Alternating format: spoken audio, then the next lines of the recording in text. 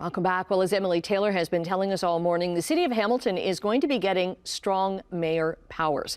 That allows mayors to override certain council decisions. Hamilton Mayor Andrea Horwath joins us now with more. Good morning to you. Good morning, Annette. So does this come as a surprise to you that you're one of a number of municipalities that are getting these new powers?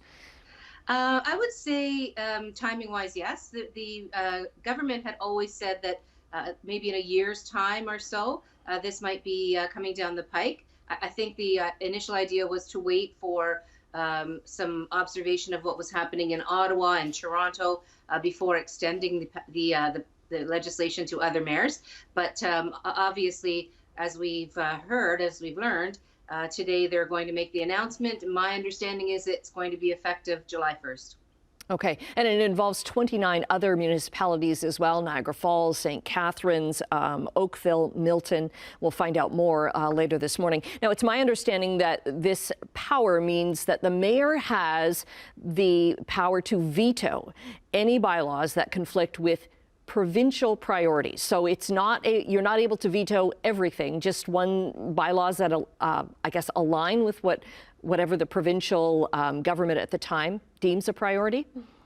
That's what my understanding is. We have to look at what the regulations are that are going to be put forward. The legislation exists, my understanding is. So it's a matter of adding regulations that bring new mayors into that fold, and then whether those regulations are any different than the ones that are currently on the books for Ottawa and Toronto. There's a lot of unknowns still. So over the next couple of weeks, myself, my team, the city council, the city staff will be, I'm sure, looking very closely at exactly what all of this means in terms of the details. Okay, so obviously a priority is building houses for the province. How is that going to affect Hamilton's Greenbelt area? Well, I wouldn't want to kind of presuppose anything at this point. What I do know, though, and it's something that I think people know about me, I'm a collaborator by nature. I believe in pulling people in. I'm a listener. I believe the best decisions are made when people can come together and hammer out differences and try to find common ground. That's never going to change for me. That's just how I operate. And I also come to work every day with the best interests of Hamilton and Hamiltonians as my priority, and that's never going to change either. So I think it's a matter of waiting to see exactly what's in the details, and then going from there. First thought when you found out about this, what would it affect? You know what? I don't know that it's going to affect all that much. I'm looking for the details, as I said. I don't know what the regulations are going to spell out, but the way that I operate is not going to change in terms of.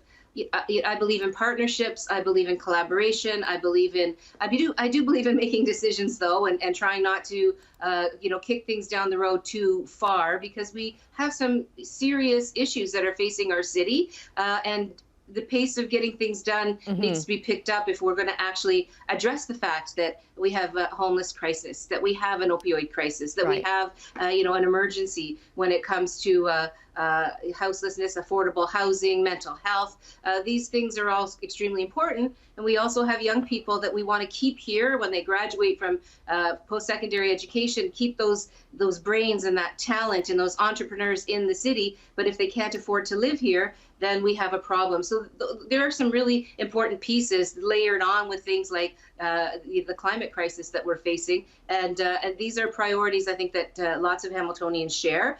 Certainly a number of council members have been very vocal when it comes to these very issues. So there's a lot of common ground. The issue becomes, how do we make sure that we start acting, moving forward, and getting some things done for the people of Hamilton? Okay, we'll find out more about these strong mayor powers and an announcement a little bit later this morning. We will have that at chch.com and also tonight on the evening news at 6. Andrea, thanks for joining us this morning. My pleasure, as always, Annette. Thank you.